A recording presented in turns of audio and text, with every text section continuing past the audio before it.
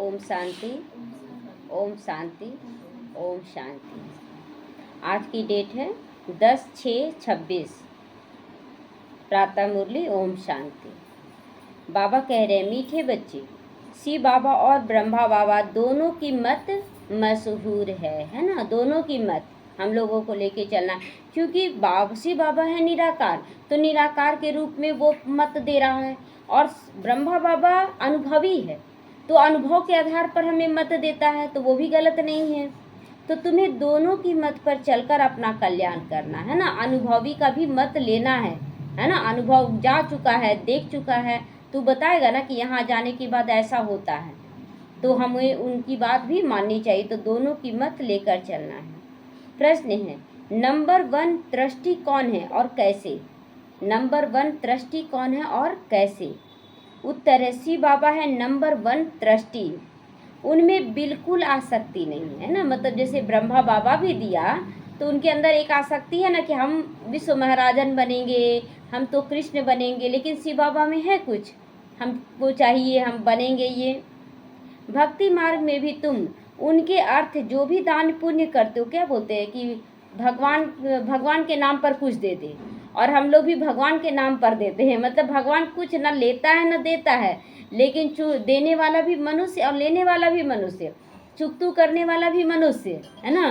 तो बाबा इसीलिए कहता है कि बच्चे, दान पुण्य भी भगवान के नाम पर लोग करते हैं, वह सब इंश्योर हो जाता है, इंश्योर हो जाता है, मतलब पूरा जमा हो जाता है। क्या हो जाता है? तो जिसका फल दूसरे जन्म मिलता है। भक्ति मार्ग में जो भी हम देन लेन करते हैं, उसका फल हमें दूसरे जन्म में मिलता है, वो जमा हो जाता है। तो अभी भी जो तुम बाप के अर्थ अपना सब कुछ इंश्योर करते हो, उसका पूरा रिटर्न बाप देता है। तो आप सोचिए कि एक उदाहरण है ना, कि एक टेलर जो था, राजा का बटन लगाया, तो टेलर सोच रहा है कि हम कितना मांगे, खराब भी लग रहा है, फिर बोल रहा है कि राजा साहब आपको जो देना है दे दीजिए। पहले तो बोला मत दीजिए, उसके बाद राजा बोला नहीं ऐसे कैसे होगा, सो तुम कुछ मांगो, तो बोला कि जो देना आप दे दीजिए। तो राजा अपने हिसाब से दिया ना, बोला जाओ एक राज्य तुम्हारे नाम पर। अभी वो मांगता तो एक आना दुआना मांगता, क्योंकि उसका औकात उतना ही था। उसी तरह हम लोग जो मांगेंगे ना, वो हम अपनी औकात से मांगेंगे।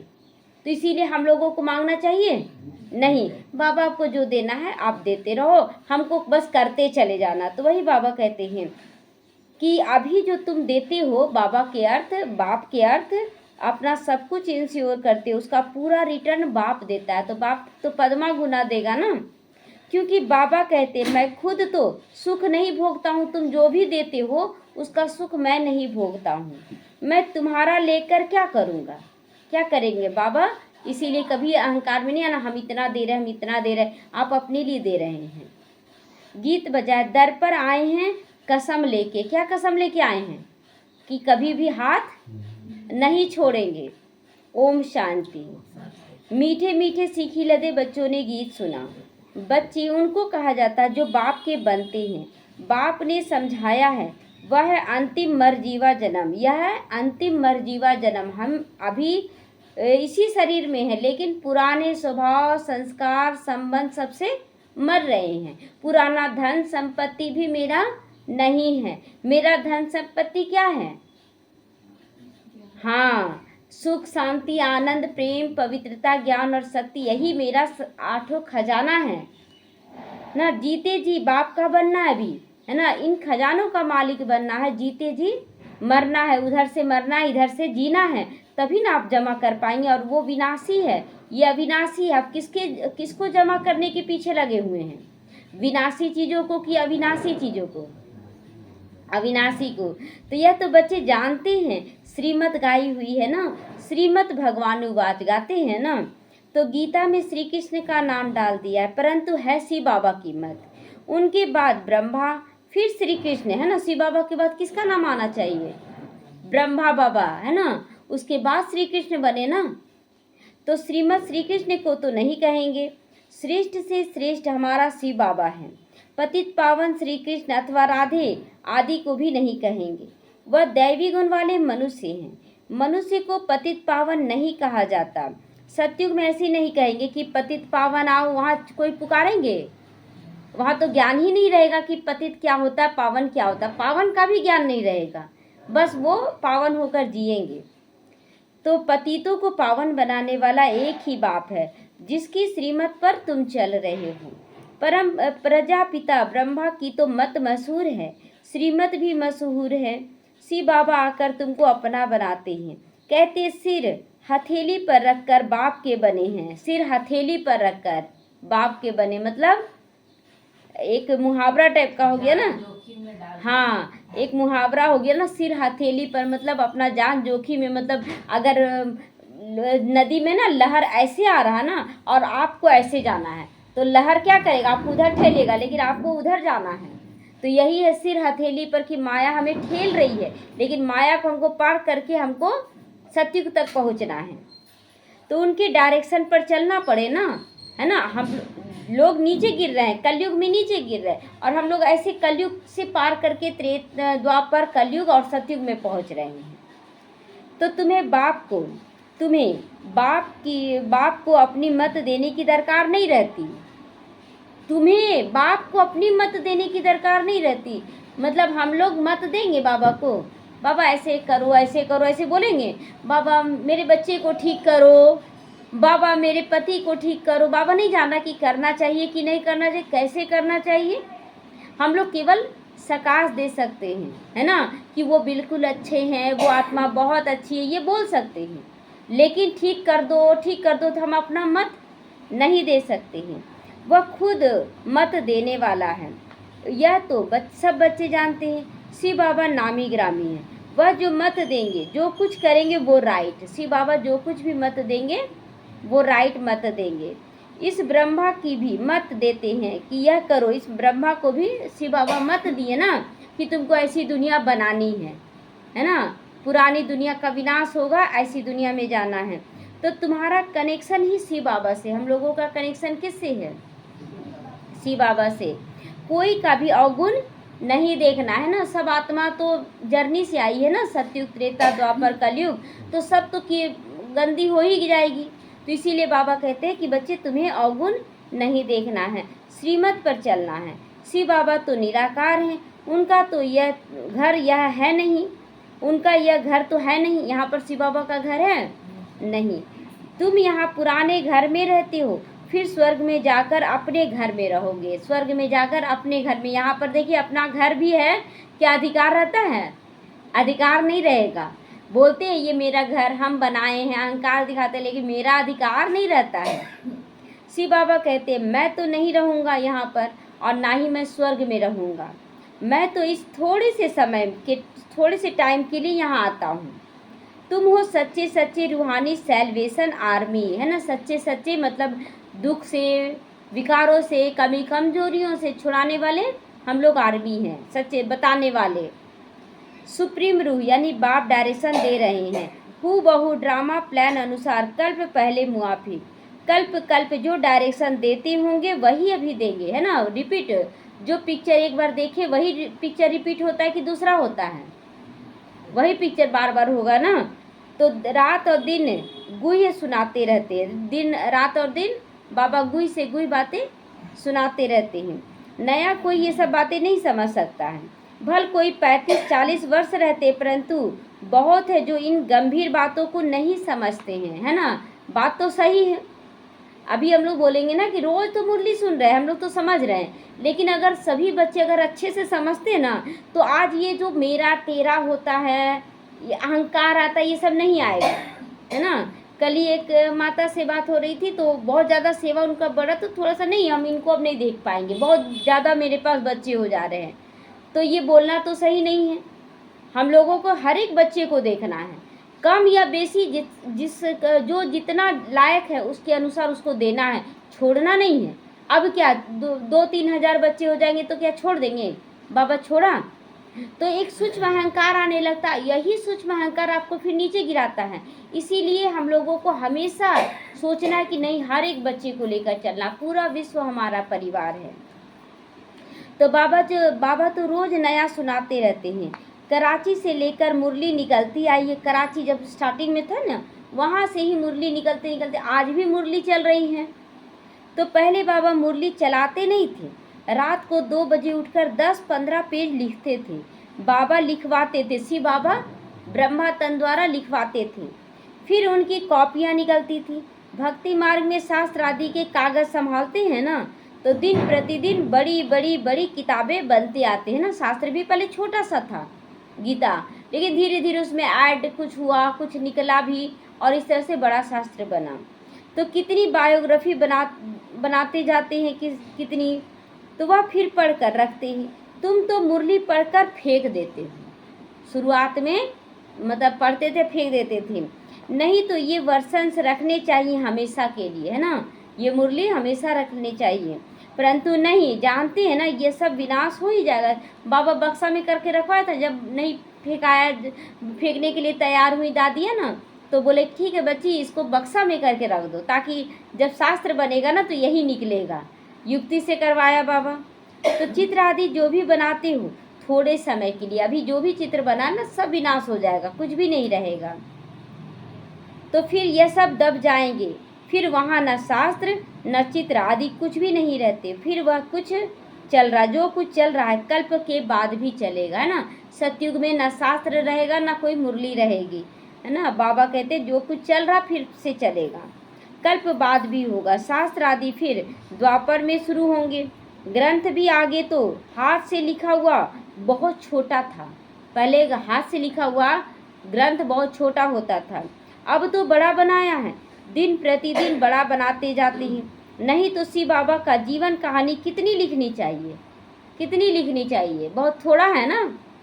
तो अभी तुम बच्चे जानते हो, परमपिता परमात्मा की जीवन कहानी हम जानते हैं। बाप बैठ समझाते हैं। मैं भक्ति मार्ग में क्या करता हूँ, भक्ति मार्ग में भी इंश्योरेंस करता हूँ। ईश्वर अर्थ मनुष्य दान पुण्य जो करते हैं ना, तो उसका भी इंश्योरेंस होता है, लेकिन वो इनडायरेक्ट होता है। कहते इसने दान पुण्य किया है। ईश्वर अर्थ ईश्वर ने बड़े घर में जन्म दे दिया, बहुत दान पुण्य किया तो बड़े घर में जन्म दे दिया। भक्ति मार्ग में धर्मात्मा बहुत होते हैं। ईश्वर अर्थ श्री कृष्ण अर्थ दान करते रहते हैं, दान पुण्य करते हैं।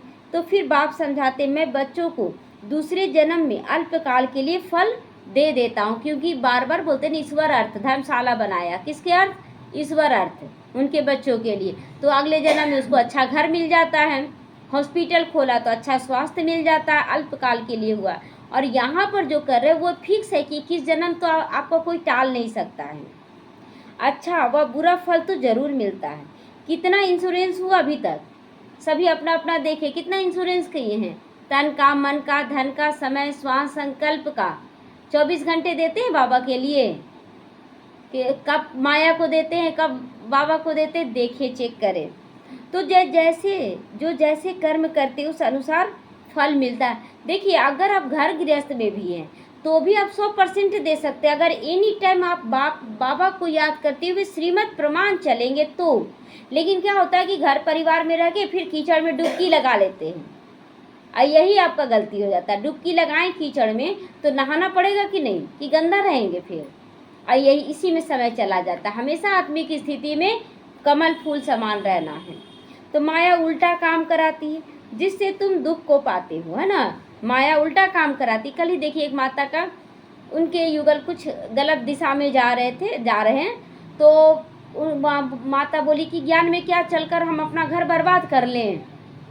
तो बोले कि ऐसा कैसे, क्यों सोच रहे हैं, तो बोले ऐसा बात है। बोले अरे वो आत्मा लौट के आ जाएगी, बाबा ऐसा होने नहीं देगा, लेकिन हाँ उस आत्मा का जिससे हिसाब किताब है उसको चुकतू करने दीजिए। नहीं चुकतू करने दीजिएगा तो आप पर हिसाब किताब आ जाएगा, आपको भोगना पड़ जाएगा। तो एकदम इजी है, अगर आप उसमें पढ़ेंगे आपका हिसाब किताब बढ़ जाएगा। अभी कोई पति पत्नी बच्चा नहीं है, अभी सब आत्मा रूप में चुकतू कर रहे। अभी माँ बाप पालते हैं, बच्चे दूर चले जाते, क्यों चले गए, अगर बच्चे तो रहना चाहिए ना। तो जिससे हिसाब किताब वो चुकतू कर रहा अपना। तो जिससे तुम दुख को पाते हो, अगर उल्टा काम कराएगी माया तो आप दुख को पाएंगे, सुख में नहीं रहेंगे। तो अब मैं तुमको ऐसे कर्म सिखाता हूँ जो कभी दुख होगा ही नहीं। तो कर्म कैसे सिखा रहे, आत्मा रूप में रहने का कर्म सिखा रहे हैं। तो माया भी वहाँ नहीं होती है, बाबा है, बाकी है मर्तबा, जो जितना इंश्योर करे अब, है ना, अपना तन मन धन समय श्वास संकल्प जितना इंश्योर कर सकता है अभी डायरेक्ट करो बाबा के आगे। शिव बाबा भी ट्रस्टी है ना, शिव बाबा तो कुछ लेगा नहीं, ट्रस्टी आपका सब कुछ जमा कर रहा है और फिर समय आएगा तो सब आपको रिटर्न कर देगा पद्मा गुना। नंबर 1 ट्रस्टी कौन है? नंबर 1 ट्रस्टी शिव बाबा ना। शिव बाबा ट्रस्टी सब कुछ दिया और सब कुछ हवाले कर दिया ना।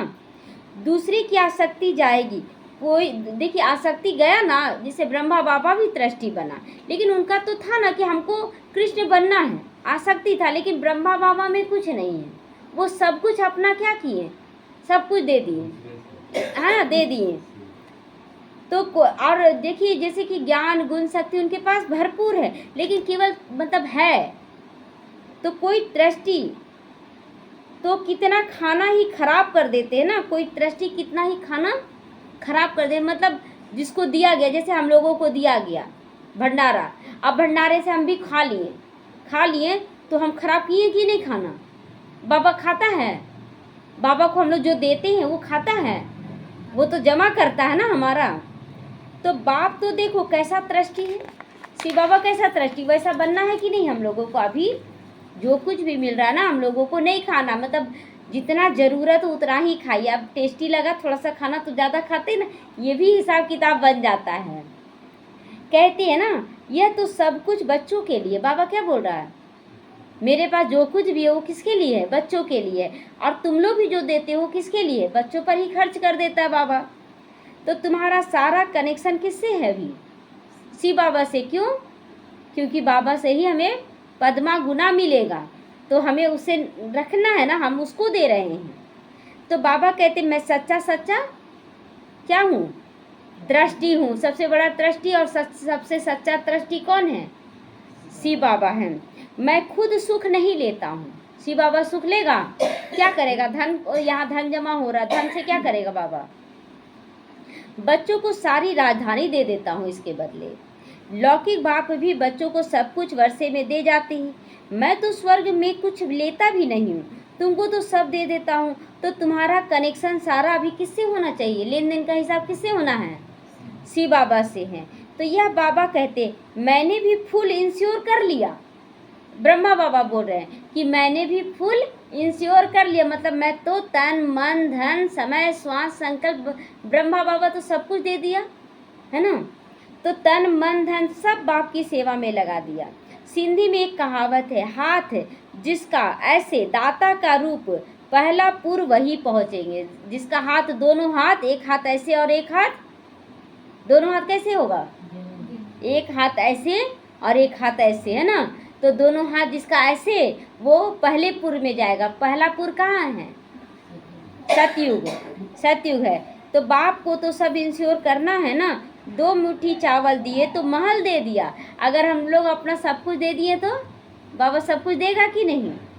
अभी देखो मकान बना है, कोई ने 1 रुपया भेजा, हमारी ईंट लग जाए, है ना, कहीं भी बाबा का मकान बन रहा है तो बच्चे बोलते हैं ना मेरा भी 1 ईंट लगा देना, मेरा भी 1 ईंट लगाना है ये चीज़। तो बाप ने लिखा है तुमको तो सबसे अच्छे महल मिलेंगे, 1 ईंट के बदले बाबा कितना दे दिया? महल मिल जाएंगे। लगाना है कि नहीं? क्योंकि तुम गरीब हो, मैं हूँ गरीब निवाज। गरीब का 1 रुपया, साहूकार का 10,000 रुपया। उस समय बाबा बोला कि 1 रुपया गरीब का और 10,000 रुपया साहूकार का। देखिए ये तो बात है ना कि जो रोज खा रहा कमा रहा और उसमें से वो काट कर दे रहा है तो अपना कितना % ज़्यादा दे रहा है ना, तो इसी के हिसाब से परसेंटेज निकाला जाता है। तो दोनों को एक ही मर्तबा मिल जाता है। साहूकार बहुत मुश्किल आते हैं, वो आते नहीं है, और गरीब तन मन धन सब लगाने के लिए तैयार होता है। तो सबसे कन्याएं तो बिल्कुल फ्री हैं। नंबर 1 देखो मम्मा गई, उनके पास तो कुछ भी नहीं था, गरीब के घर की थी ना, फिर भी नंबर 1 गई। क्यों? क्योंकि वो अपना, उनके पास जो कुछ था वो 100% समर्पण की। सबसे पहले ये देखना है कि वो अपना सब कुछ समर्पण की। बोली क्या बाबा को कि बाबा ये तन मन जीवन है मेरे पास, पैसा नहीं है, लेकिन ये मेरा आपको समर्पित। और लगाई भी, ये नहीं कि फिर माँ को देखना, बहन को देखना, परिवार को, कभी नहीं। वो एकदम न्यारा प्यारा होकर चली। ये स्थिति क्या हम लोगों का बना है? तो 100% कैसे जमा होगा? तो इसने सब कुछ दिया, फिर भी पहले लक्ष्मी फिर नारायण, है ना। ब्रह्मा बाबा सब कुछ दिए, लेकिन पहले लक्ष्मी फिर नारायण बने ना। पहले लक्ष्मी का नाम आया। कितना वंडरफुल खेल बना हुआ है। तो कभी किसी भी बात में संशय नहीं होना चाहिए। बाप दादा कोई कम थोड़े ही हैं, जरा भी संशय इसमें नहीं लाना। कम थोड़े ही, अगर एक बार आप संशय लाएं तो बाप दादा क्या बन जाएंगे? धर्मराज बन जाएंगे ना। तो कम नहीं समझना है, बहुत मीठा भी बनना हम लोगों को। कदम कदम पर श्रीमत लेनी है, नहीं तो माया बहुत नुकसान करा देती है। तो बच्चों को कितनी डायरेक्शन देने पड़ते हैं बाबा को, है ना। डायरेक्शन कितना रोज देना पड़ता है ताकि बच्चे निकल जाए। मुख्य बात क्या है कि बच्चे आत्मा समझो, अपने को आत्मा समझकर ट्रस्टी बन जाओ। बाबा कहते पूरा समाचार लिखो अपना कि कैसा चल रहा है दिन भर रात भर। बाबा हम हर प्रकार की संभाल करेंगे आपकी, लेकिन पूरा सच्चाई बताना है। बाबा को बहुत ख्याल रहता है कहाँ यह बच्चा चढ़ जाए। मतलब लगता है ना कि बाबा चाहता है कि मेरे बच्चे आगे बढ़ जाएं, बहुत प्रोग्रेस करें। पढ़ाई पर पूरा टेंशन चाहिए। हम हैं मोस्ट बिलीवेड गॉड फादरली स्टूडेंट। अभी हम बहुत श्रेष्ठ बच्चे बने हैं बाबा के। मतलब बहुत सबसे बड़ा जो टीचर है, सबसे ऊंचा जो बाप है, हम उसके बने हैं। भगवानुवाच भी लिखा हुआ है, परंतु श्री कृष्ण का नाम डाल दिया है। श्री कृष्ण भी सभी मनुष्य से ऊंचा ही ठहरा ना। भगवान के बाद श्री कृष्ण का नाम आता है सबसे ऊंचा, तो फर्स्ट प्रिंस है। श्री कृष्ण का नाम डाल देते हैं, श्री नारायण का क्यों नहीं डालते हैं? श्री नारायण का क्यों नहीं डालते हैं? क्योंकि नारायण का कुछ साल निकल जाता है ना, नारायण बनने तक बहुत साल निकल जाता है ना। श्री कृष्ण है बालक, वो बिल्कुल प्योर है। श्री नारायण बनने के बाद कुछ साल जो बीता ना, तो कुछ तो अंश आया ना, विकार का अंश भी आ जाता है। क्योंकि जो शादी होता है ना, तो इसलिए नारायण को संपूर्ण पवित्र नहीं, बालक को संपूर्ण पवित्र कहा गया, कृष्ण को संपूर्ण पवित्र कहा जाता है। छोटेपन से ही बालक सतो प्रधान होता है ना। बालक कैसा होता है? सतो प्रधान होता है। फिर बचपन से युवा, फिर वृद्ध अवस्था आती है। तो बच्चों की महिमा करते हैं क्योंकि वो पवित्र है। श्री नारायण लक्ष्मी शादी हुआ ना, तो उसमें कुछ अंश आ जाता है, एकदम नाम मात्र का पॉइंट बोल दे 1 आ जाता है। तो बालक ब्रह्म ज्ञानी समान कहते हैं। बच्चे में कोई पाप नहीं होता, इसीलिए श्री कृष्ण भगवानुवाच, श्री नारायण भगवानुवाच नहीं कहा गया है। तो श्री कृष्ण भी छोटा बच्चा होने के कारण उनका बर्थडे मनाते हैं। फिर भी श्री कृष्ण को द्वापर में दिखा दिया है। तो ये सब बाप समझाते हैं, सिवाय तुम ब्राह्मणों के दुनिया में ऐसा कोई नहीं होगा जिसे ये सब बातें पता हो, है ना। ये सब बातें पता हो, सब कोई है दुनिया में? कोई भी नहीं। तो ब्राह्मण है उत्तम, तुम ब्राह्मण हो ईश्वरीय संतान। सतयुग में इंसान ईश्वरीय संतान नहीं कहेंगे, सतयुग में कहेंगे कि हम लोग ईश्वरीय संतान हैं, वहाँ दैवी संतान कहे जाएंगे। ईश्वर से जरूर स्वर्ग की प्राप्ति होगी। यह है तुम्हारा अति दुर्लभ अमूल्य जीवन।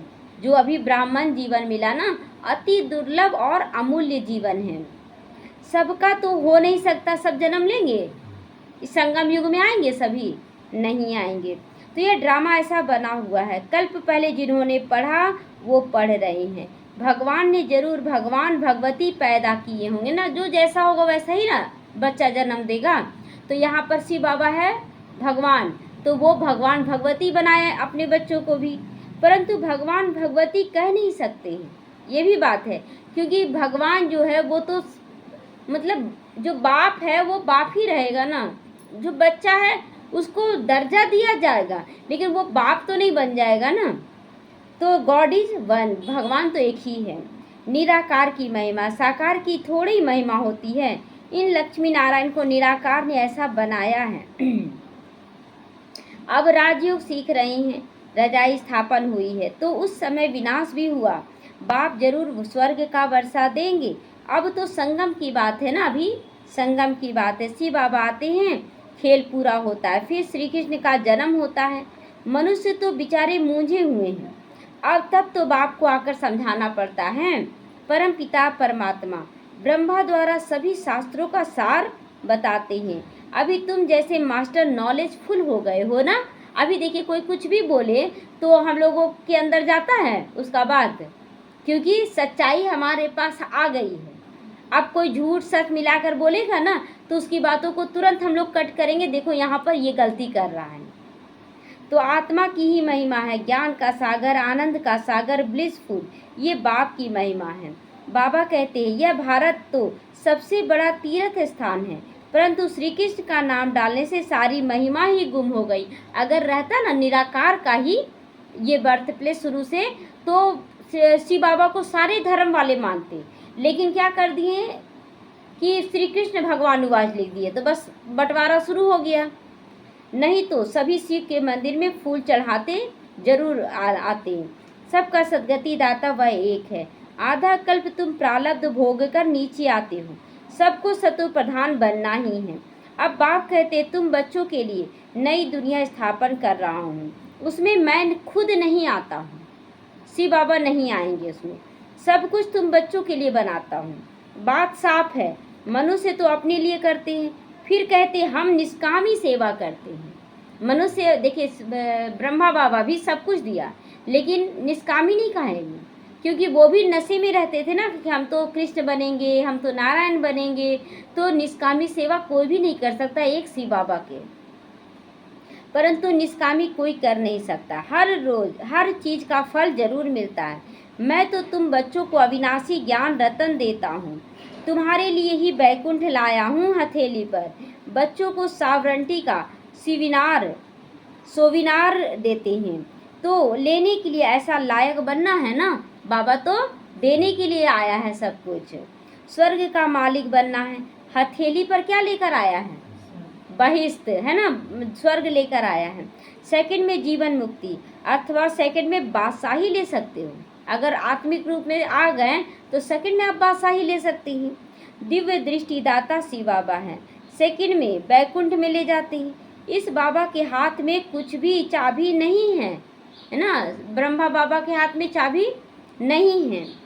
बाबा कहते मैं तुम बच्चों को रजाई देता। कौन? ब्रह्मा बाबा या शिव बाबा? कौन देता है? शिव बाबा रजाई देता है। मैं नहीं करता हूँ, मैं रजाई नहीं करता हूँ। फिर तुम बच्चे भक्ति मार्ग में जाओगे, तब तुमको दिव्य दृष्टि में से बहलाना पड़ेगा। फिर हमको, है ना, दिव्य दृष्टि मतलब साक्षात्कार होगा तो वहाँ बहलाना पड़ेगा, क्योंकि बच्चे दुखी होते हैं, तो दुखी अगर ज़्यादा हो जाएंगे तो बाबा को तो आना है नहीं द्वापर में, तो इसलिए बहलाना शुरू कर देते हैं। कितनी अच्छी रीति समझाते हैं। ऐसे बाबा कल्प कल्प कल्प के संगम युग एक ही बार आते हैं। बनी बनाई बन रही, अब कुछ बननी नहीं। जो कुछ होता है ड्रामा में नूंद है, उनको साक्षी होकर चुपचाप देखो। क्या क्या हो रहा है ना, चुपचाप देखेंगे तो आप भारी कभी नहीं होंगे। लेकिन आप उसमें उलझ जाते, माया उलझा देती, ऐसे कैसे हो सकता है, अब तो करना ही पड़ेगा, ऐसे करना, उसी में उलझ जाते, मेहनत फिर ज़्यादा और प्राप्ति कम हो जाता है। तो बाबा बहुत अच्छी रीति समझाते हैं। बच्चे तुम्हारा इंश्योरेंस मैग्नेट हूँ मैं, चुंबक हूँ मैं, तुम्हारा सब कुछ अभी किचड़ा खींचता हूँ और फिर तुमको देता हूँ भरपूर करके, एकदम रिफाइन करके। तुम्हारी एक पाई भी नहीं गंवाता। अब ऐसा नहीं सोचिएगा कि हम बाबा को दे रहे तो बाबा कहीं हिसाब रखने में गड़बड़ी ना कर दे। करेगा गड़बड़ी बाबा? तो एक भी नहीं गंवाता हूँ, कौड़ी से तुमको हीरे तुल्य बना देता हूँ। यह सब शिव बाबा करते हैं, इनके द्वारा, ब्रह्मा तन द्वारा करण करावनहार है ना। तो निराकार निरंकारी शिव बाबा हैं। गॉड फादर कैसे बैठ पढ़ाती है, ऐसे नहीं कहते कि चरणों में पढ़ो आकर, है ना, ऐसे चरणों में। भक्ति मार्ग में तो बोलते बार बार साधु सन्यासी का पैर छुओ, ये करो। बाबा नहीं बोलता है ये सब करने। बाबा ओबीडियंट सर्वेंट है। बाप कहते जिनको मालिक बनाया वह सुख भोग कर अभी दुखी हो गए हैं। सुख भी बहुत मिलता है, इतना सुख कोई धर्म वालों को नहीं मिलेगा जितना सुख मेरे बच्चों को मिलेगा। तो ऐसे नहीं कह सकते कि भारतवासियों को क्यों, औरों ने क्या किया, भारतवासियों को क्यों, औरों ने क्या किया, औरों को क्यों नहीं दिया, ये क्यों बोलेंगे। अरे इतनी ढेर मनुष्य सब तो नहीं आ सकते हैं ना अब बाबा के, और बाबा चाहेगा कि पूरा आ जाए तो आ जाएंगे सारे बच्चे, नहीं आएंगे। अभी हम लोग चाह रहे पाठशाला में पूरा यहाँ का बच्चा आ जाए, आएगा तो नहीं आएगा, उन लोग खुद ही नहीं आएगा। तो यह ड्रामा बना हुआ है। भारत में ही आदि सनातन देवी देवता धर्म था। भगवान ने आकर सहज राजयोग सिखाया था।